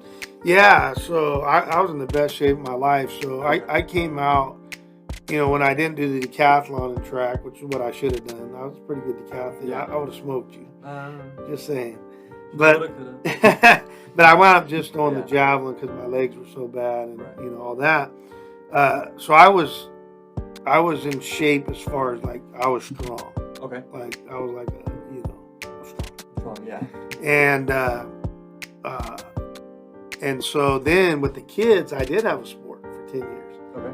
Because I would play with the kids. I was coaching both the boys and the girls team. And I would run up and down the court. So we would do our training, our skills, our schematics, all that. And then I'd go play against them. and then I would bring the other PE teachers out. Oh. So just like I learned with the girls to play the boys, so Right. they'll be good. You played. I had them. Grown men. Oh, played dude, against- I mean grown folks, and Yeah. the one guy, Aaron Vines, I've mentioned before, Yeah. 33-0 national championship team, and I told him don't play up, Right, like I want you. And then Willie Austin was on that same team, so he was a guy. Then there was me, and then there was Petrie, and then we didn't care. We threw an Indio kid after that, but we had some other guys that would come out. Like we had a guy that played for the Harlem Globetrotters. Oh, okay. And so he would come out, Reggie Phillips, he would come out and play. And so we would bring different people out, but it didn't matter. Oh, yeah. We'd kick it out to Petrie. He could hit threes from anywhere. Okay. Aaron, Well, yeah, I mean, So- he could dunk any which way. He was quick, good defense. I mean, so we would just beat the crap out of these kids. Yeah. And legally, Yeah. right? And we just would play hard with them, and then I would have the 7th grade boys play my 8th grade girls. Okay. Yeah, because they were still Right. physically, and so just like I used to do in football, so it was 8-on-8, for Yeah. flag football. I put 11 guys out there Yeah. and say, that's your defense, you got to beat them. So, we just did little hacks and little tricks and systems and different things of that nature, Gotcha. to be able to get there. And then, was this the time, or maybe you were older, when you brought out your dad and you raced this kid, or was that around the time, or was it? No, that was actually the end of that first coaching job ever. Oh, okay. So yeah, we talked about back then. Yeah, so we had this kid that, I don't know, he's got a top 10 state time in the 800. And so we were doing the relay. And so I was going to run 200. And then Papu, Yeah. your Papu, was going to run 200. And he was fast. So he was a 9'9" guy. Mhm. And the only guy that could beat him around here was Tommy Smith. Talking about my Papu. His Yeah. dad, yes. Yeah, the guy that, did Black Power. the black power on the top of the podium. He won a Yeah. gold medal, him and the other guy. Well, anyway, he was from Tulare. My dad was from McFarland. Okay. And just on a side note, to kind of give you some genetics, I mean, my family doesn't lie, so I doubt that they would be lying about this. Yeah. I only knew him as a cripple, but my uncle Pete, they said, was the only guy that could run with Jesse Owens at the time. Mm. I only knew him as a cripple. He was a mechanic in it. Yeah. And so we would see him a couple times a year, but we had some pretty good quickness. Yeah. And so what was the question again? When you raced. Oh, yeah. Yeah. So we get out there, and I got a pretty good lead. Oh, sorry, real quick. What is the age group? So you were like. They're 18? sixth grade, They're yeah. sixth So grade, I'm like 18, they're like sixth grade, right? So, but this kid was fast. Right. I mean, he was, like state champ, and Yeah. later on. And anyway, so then a couple other kids. It was a good Yeah. athletic school on the boys' side. So anyway, so we get out the 200. I got a pretty good. So I hand it to Val. He's running. I hear, oh! Oh. He yanks his hamstring. Well, working, better family. Yeah. So He's gonna finish the race. Yeah. So he's, comes across, and I don't know. In a couple hours, the pool of blood, both up in his rear end and down, because it snapped the hamstring. And so, And so my dad, even into his 40s, he would race the kids for milkshakes. He won 1,000 milkshakes, 2,000 milkshakes. Yeah. I mean, right, whatever. Yeah. And then that was the beginning of the end for him, because he never did recover fully. And real quick, because I think, and maybe not, but wasn't there? He said he did one last race and it came down to the wire. He's like, I'm done. I'm not doing it. Was it something like that? I don't know, Okay. but I know that yes. So him and I both did that. So I'm racing 8th grade. Okay. And we had some freaky athletes, Yeah. like, professional athletes, whatever. And so I could smoke them till I was around 28 or 29, Yeah. in like a 40 meters. Oh yeah. And Lafayette Uh, almost gets me. Yeah. And, dude, his hands were like this big. He could dunk in 8th grade. And he almost gets me. I said, I'm done. that's it. Yeah. Retired on Thank top. you. Yeah, I'm retired, undefeated. Until I And, beat you, but yeah. yeah, no, and I whipped you for a long time, too. And then I think I retired before you beat me. Yeah, you did. Yeah, well, I'm not a dummy, right? I'm going to go out undefeated. Fair, but Yeah. Well, okay. So then We used to, and this, so you know, we're so competitive. We'd be going to the doctor's office, and he'd be yippity, and I'd be yippity. We go, that's it, right out in the middle of the parking lot, dude. Not even stretch or nothing. We'd freaking race. I think that was the last race because you were like right there. I said, well, no, the last race was just right down the street from us. We were driving to like one of my basketball games. And I was talking trash. I'm like, fine, pull over then. Mom pulled over, and we got out in the neighborhood that was being built, and we raced, and that was it. I think I was like in sixth grade at the time. that was the last time I could beat you. That was it. That's a bunch of bull. I was beating him. He ran 13 flat, for goodness sakes. No, I'm telling you. I was quick, I wasn't fast. After about 30 meters. That's true. You were quick. But, okay, so now we'll go back. So 21 to 25 years old still. Yeah. Personal social. I thought we were at like 30. No. Hopefully not boring these guys to death. Personal social.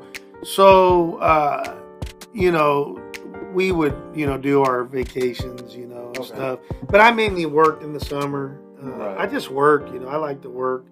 And so what ages was this? 20, 25, you said? 21, 25, yeah. So Yeah. So we would do vacations and stuff. So I've now been to every state, all 50 states. So we would go and do stuff mainly in California. Yeah. And then we started to branch out and do different stuff. And then when I was younger, I hit a bunch. Okay. Something else I forgot maybe on the personal social. You know, when I was young, my parents took us off on a trip across the United States. I've seen things that I feel very thankful for that, you know, you'll never see again. Right. Yeah. Absolutely. Yeah. And then the last one was pre-material. You know, so you're working, coaching. Yeah, and so teaching, I mean, sorry. yeah, and so things were, you know, going in the right direction, right? So a lot of the high school coaches the high schools were saying, hey, yeah, we want you to come do that. And then we were opening the after school program, not at 25, but that, you know, all this was kind of coming together. And so I'm like, no, I like the middle school. I'm cool. Mm-hmm. And so, because the high schools, they would come watch us play. That's how good this 8th grade team was. Right. Yeah, they were amazing. They were freaky, dude. Yeah, special. Too bad they couldn't stick together, you know, moving forward. Yeah, they all went to 5 different, or 2 of them went to one high school, and the other 3 went to another one, and the other one who couldn't even crack my starting lineup, he played for the Pirates. He was a lefty. He threw, I don't know, like 95 miles per hour. He played for several years. Yeah. Got it. Okay, so now, sticking with 21 to 25, individual system with mindset. Yeah, everything was just at the top tier, man. Yeah. You know, I would get up and I would do my prayer, I'd do my Bible study, I would do my 3 or 4 things with mindset, whether it was visualization or meditation or the secret or, you know, that kind of stuff. And everything was just on a high for me. Right. You know, I was young, I was strong, in shape. We talked about that. I'd run up and down with the kids 8 periods a day. Yeah. And then the 2 after school. So I had lost about 15 pounds, but I mean, I was in shape. Yeah, I wasn't the one to tangle with me back then because, you know, I was strong still, but I could also, my endurance was nuts because we would teach the kids and then we'd go out and play with them. Right, yeah. That was fun, yeah. And then, you know, it sounded like getting organized was at the top as well. Everything was at the heightened sense. And remember, now I started to formally develop systems. And so I didn't know that could help, you know, thousands and tens of thousands and millions of people in my lifetime with kids and stuff. But we started to teach these systems in our leadership classes and, you know, to the kids, to the athletes, to the, you know, taught it to you. Yeah. Right? Absolutely. All the way through. So it started to really help a bunch of different people. Got it. And then, obviously you were doing in the Solution Showcase. Yeah, I was getting it on, baby. Yeah. Got it. And then, you know, with collecting data. Same thing. So just everything a little bit more intentional, right? What kind of data was I collecting? Yeah. And then in thoughtful advancement, which I know you're gonna ask me that, you know, what would I do with that? How would the celebrations get better? Yeah. So the celebration went from I'm gonna slap myself on the rear end or tell myself good job to where, you know, you pop Jolly Ranchers or you know, probably shouldn't have done that part, you know, eat popcorn or, you know, something that, you know, I'm going to go to the movies. I'm going to go do a getaway and reward myself because we just won the championship or, you know, different things of that nature. Got it. And then just for the final piece of this video, which is 26 to 30, Yeah. with the holistic system of spiritual religious. So,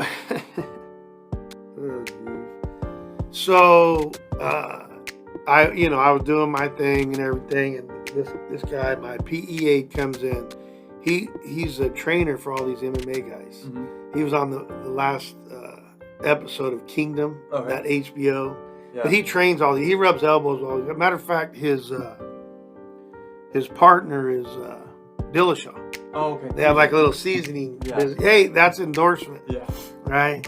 And so he rubs elbow with these guys. Well, anyway, he says, hey, I went to this seminar. And I'm like, okay. So we started going at it, right? Back and forth. About the Bible. Yep. Because he's learning this stuff and he's telling me. Yeah. And so, we're going back and forth. And the long story short is I finally called him an idiot because he said my grandma is not in heaven. And so I had listened to like 5 of the seminar tapes. And they kind of made sense. But when he said that, it ticked me off. Right. Because, my grandma was a great lady. Yeah. And so I was pissed. And so I said, that's it. Well, anyway, try to make a long story short because I could go into that forever. Yeah. He said, well, just keep praying about truth and studying the Bible. Because I was studying every night, a couple hours, just to prove him wrong the next day. Right? It wasn't even like for anything else. Just like, and so long story short, these 2 guys came to my house and I was telling him about it. He gave me a book. I started reading. I'm like, man, that makes sense. Went back to tape 1, went through the whole 25 tapes, and it was undeniable. Right? It was just like 1 + 1 = 2. Yeah. Peanut butter and jelly go together, so on and so forth. Yeah. And so I got like really serious about studying that Bible. It was the only, you were like maybe, I don't know, 1 or 2 or 3, somewhere in there, whatever. It was the only summer I didn't work. And I'm not kidding you, I literally had you in one arm and read the Bible in the other arm. And then I would switch and my arm would fall asleep 8 hours a day. Yeah. And that's all I did. I'm not kidding. I read the Bible. So I knew that Bible pretty well inside and out. Yeah. Wow. Yeah, and I'll tell you, like I told you, there's only been 2 what I would call, freaky type experiences. Yeah. And one when he hugged me, Yeah. supernatural. I'm like, people look at you like, yeah, right. Yeah. But I got very close to Jesus during that time, and I was a different animal. I was, I was so nice and so sweet, and I still had my intensity, but it was not, it was a lot nicer. It was, all those things. Yeah. And but he took me over. It wasn't me doing it. I don't know how else to explain. People say that. I'm like, yeah, whatever, dude. No, he took me over for about 18 months, and it was the best time of my life. So from like 27 to almost 29. Yeah, somewhere in there. I don't, know exactly. But yeah, somewhere in there. Got it. Okay. And all from this PE aide. Yeah. Do you mind if I give a quick story on that? Oh, yeah. So he's about 130 pounds, right? Yeah. He's like 5 foot nothing. Uh-huh. And, I was in shape and all that. But I love this guy. He's super smart. We would just trash talk back and forth, but he's very smart. So he started getting into MMA around this time. And he says, hey, I could whoop you. I said, Kenny, let me explain something to you really quick. I said, number 1, I am highly athletic. Yeah. Number 2, I outweigh you by 60 pounds. Number 3, I'm way stronger than you'll ever think about me. Yeah. Number 4, did I already say I'm highly athletic? Yeah. Yeah. I said I've been in a few I've been in a few wing dingers before. I said my brother has researched that we come from the middle of the Tribe 300. Yeah.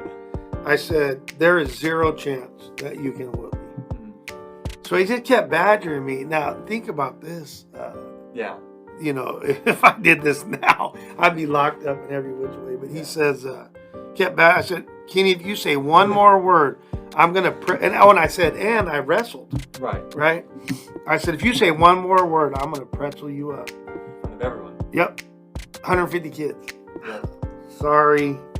No, I hope they can't. I hope there's a statute of limitations I think there is. with the district. This was 25 years ago or whatever.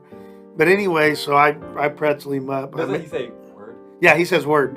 And so I pretzel him up and I say, you know, why don't you go ahead and apologize to all these people? And I said, sorry, kids.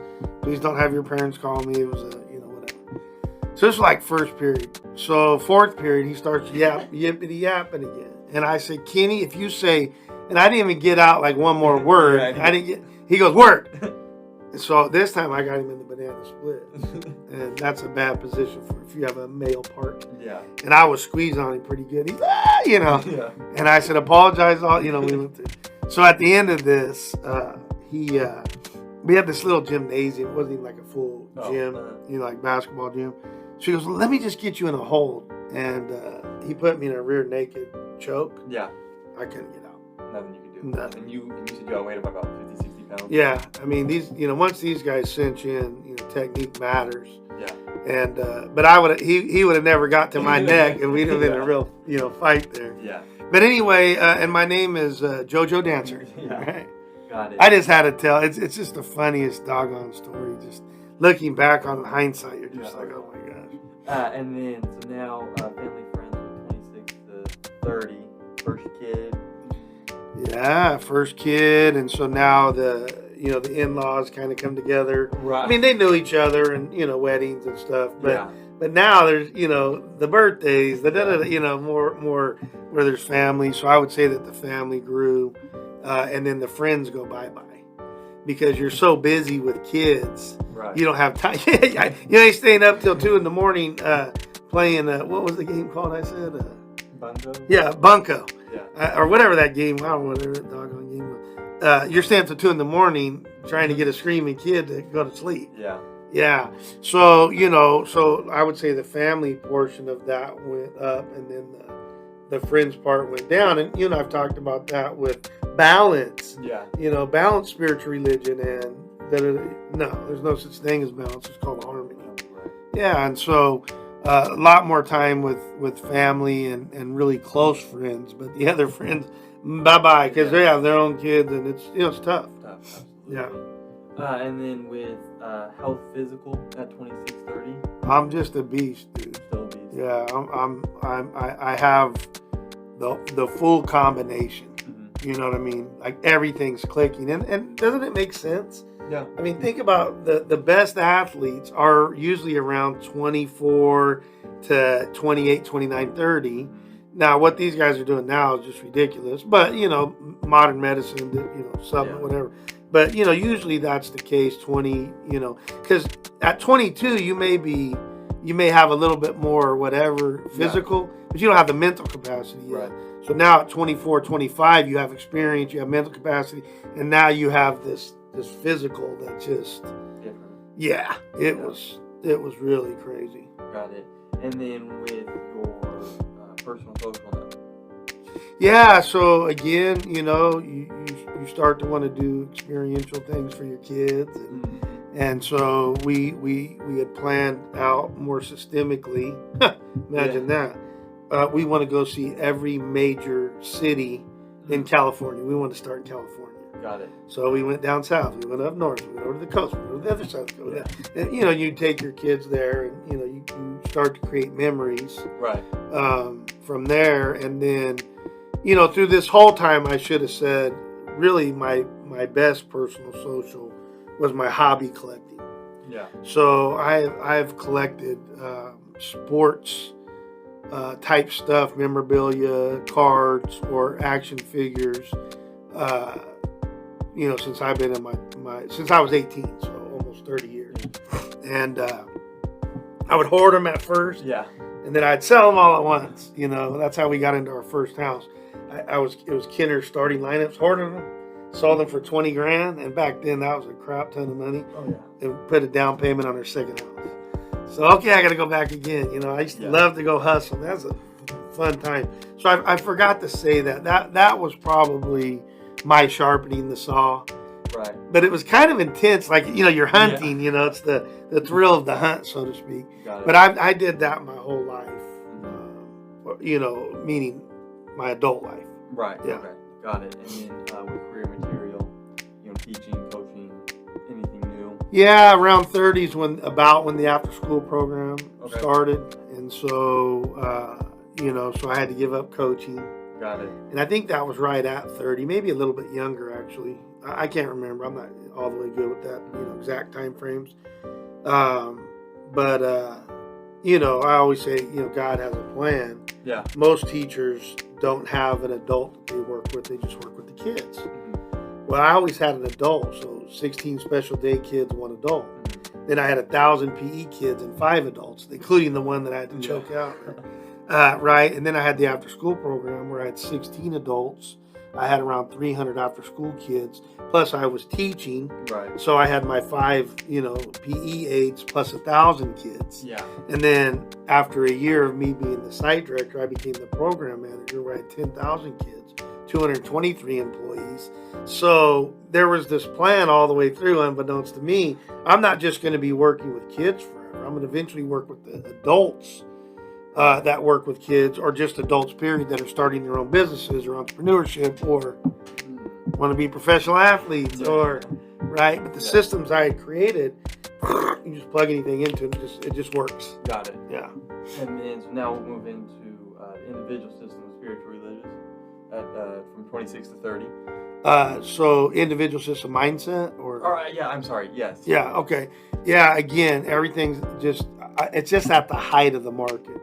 I was making more money than most people my age. I lived in a house that most people would not be in at my age.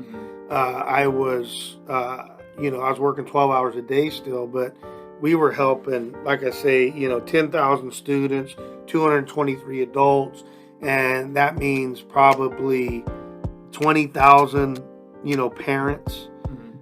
Because we really, my mom and I really did a good number out there. And that program, 20-something years later, still runs strong. Yeah. And but yeah, everything's just at the height of the market, dude. Like, you're just there. You remember, wherever you were at the height, doing your decathlon. Yeah. It's like everything you touch turns to gold, dude. Right. Right? Yeah. Got it. And then with getting organized, 26 to 30. Again, heightened, right? Because think about it. Now, so when you're at a site, or so let's say you have 16 special day kids, you're there. It's what I call going deep. Yeah. You can touch it, you can be around it. You don't even have to have a system, you can just be good yourself. Yeah. And good things are gonna happen. So then you go and you spread out and you're like, wait a minute, PE, it's spread out a little bit more, but there's still, you can see them. Yeah. Well, now you're going, wait a minute, I got 16 adults in 16 classrooms. Yeah. So I had to really go with systems. Well, then I go so that started to go a little bit what I'd call the width or wide.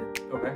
But then that turned into 10 school sites. And if there's 10 to 15 classes in each, I do the math on that. Yeah. There's 100. So we started doing very systemic things. That's when we developed our leadership program. Okay. And it's second to none. I'll put our leadership program up against anybody. Most leadership programs are made for like the upper echelon. Ours isn't. So we can dummy it down a little bit for like what we call the jets, the junior executives. Okay. We've run 4th graders through it. Okay. Yeah. All the way up to where we've, high level CNN type people that we've worked with and talked with and helped. Right. And we got everywhere in between. So you don't have to be like this, which is where most leadership programs are at. Right. We can help you no matter where you're at. Okay. If your talent level's off the chart, great. If the talent level's lower, that's fine too. Got it. And so we have a universal system that we can play with it. Okay. Yeah. Got it. It's really cool. And then solution showcase piece. Yeah, just busy. You can imagine. So when I retired, my wife said I quit at like 35. When I retired to go pursue entrepreneurial type stuff, when I was like 35 or so, the famous saying was, I'd answer the phone like a million times a day. Hi, this is Brett. Hi, this is Brett. Hi, this is Brett. Hi, this is Brett. And so they had flip phones back then. And so they did a gold, they spray painted it gold, where it was like real shiny, put it on a plaque, an old flip phone, and it says, hi, this is Brett. That's what they gave me for the retirement. And so, at first you're running around with your head cut off. Yeah. Right? Because you want to be all that in a bag of chips. Yeah. And then you learn to develop a system to where now you're not running all over, it's coming to you. Got it. Then what you do is you go, well, wait a minute, let me go get the best other people and let me put them there. So I call it, at first the funnel goes like this. Yeah. So imagine playing tennis, going back and forth. All these balls are coming at you every which way. You're running ragged 12 hours a day. Yeah. They're paying you for 8 hours. You're working 12 hours. Hi, this is Brett. Hi, this is Brett. Hi, this is Brett. And then I go, okay, this is ridiculous. So I put it into a system to where all the balls are funneled to me. But there's still millions of balls. Right. So you're still busy, but at least you're not exhausted. Right. And then I said, okay, and we put these two gals right in front of us. And I didn't get many balls because they could get it on. Yeah. So on and so forth. But, you just continue to develop things. And so we developed a lot of great systems from there. But our biggest one was the leadership program. Yeah. Got it. And then with collecting data. Again, everything, dude, we got started to get anal. Spreadsheets, Excel, activity feeds into progressions, progression feeds into results. There was behind the scenes stuff over here. We called the silence. This, that would feed this. And how are we helping this kid? What about in math? It got wild. Right. We got it on. Like, we should have developed our own software system and tracking and whatnot. Yeah. But it got very serious. And then we started to instill. How do you guys celebrate? It's so funny to ask somebody that they go, yeah, it's total crickets. Nobody celebrates anything. They go to the next thing. I think you do pretty good with it now, right? Because you've learned that. Yeah, because I learned it before. Yeah, you're ADD, ADHD, whatever acronym you have, Yeah. But we learned that, to celebrate, to dislike what. So our after school program, pretty rough area. Matter of fact, the street had like 8 schools within like a street or two, and it was the highest crime area of the time. I don't know about now, but it was the highest. And so we used to tell our little gangbanger kids and stuff, when you come in here, you flip on the switch and forget all that crap. You'll be safe in here, I promise you. And so smile, have fun. Dude, we had the toughest freaking dudes. Smile, whatever. I said, but make sure when you leave, that you turn that light off. I said, you have to think about that every time you walk in to the after school program and every time you leave. Because if they would have left with that light on, smile, they'd have got the crap beat out of them, killed, raped, whatever. Yeah. So we had to teach them. That was part of our system. That's why we talk a lot in touch points. The lights on, the lights off. So on and so forth. Gotcha. And then last thing, thoughtful advancement. Yeah, and so we were taking all this data, dude, and just flat getting it on, right? So we would go, okay. The whole after school program came about from technically thoughtful advancement, meaning we just asked them, okay, what are you guys needing? And they identified 9 areas: health, after school, So we just went in and did that. Well, we did that as a microcosm in all these little areas. Okay. So, believe it or not, with as great of a sports athletes that we had out there, and I'm talking like ridiculous, they had 0 sports in elementary. So we started to play each other in after school program. So we just took every little bit of data and we go, okay, we got to do this, or if we're doing this, we got to make it better. Or we're doing this and it's already really good, we'll just celebrate. Or, man, this is crap. Or, and we just would take all of that and we would continually thoughtfully advance. And we would just, check it off the list. We used to talk about it with the fruit on a tree. Okay. So, everybody wants to go grab the fruit way up here, get on the ladder. I'm like, let's get all the fruit on the ground first, right? And make sure it's not rotten, but grab the good stuff. Yeah. We'll eat that, and then we'll pick the stuff that we can, right here, the low-hanging fruit. Then we'll get where we have to reach a little bit. Then we'll go get on the doggone ladder. So by the end, we would have 75 items that we needed to address, either on the positive or the negative, or the undecided. It didn't matter, right? And then we would address them, and then all of a sudden we'd be, 90 to 120 days in, and they were all resolved. Right. So then it was like, I used to tell people, I'd go and, like how you flick a guy in the ear, like to get him go, because it ran so smooth. So then I went from, where I didn't have to work 12 hours a day. Yeah. That was the first 3 or 4 years. I could work 8 hours. Now I continued to work or do things, but I didn't have to. Got it. Well, so that's it for the first part. Thank goodness. Are you tired? Yeah. My neck feels like it's beat. I had to do. This guy wants some Chicago Bears cards, Oh, and I thought I had them organized. Yeah. And I forgot I had got a shipment in. I bought a big collection, and I hadn't went through them yet. So I've been doing that for the last hour long, and I'm like, my neck's not feeling good. Yeah, lucky you. Yeah. Well, for part 2, we'll come back with 30 to 50 Okay. and talk about that, and then we'll also add in the company system. All right. All right.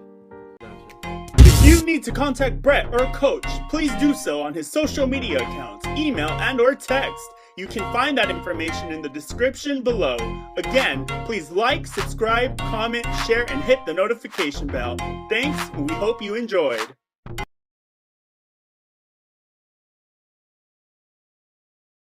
C4K has impacted me in my professional life in the way that I've learned the language of things that I was doing that I didn't even know I was doing.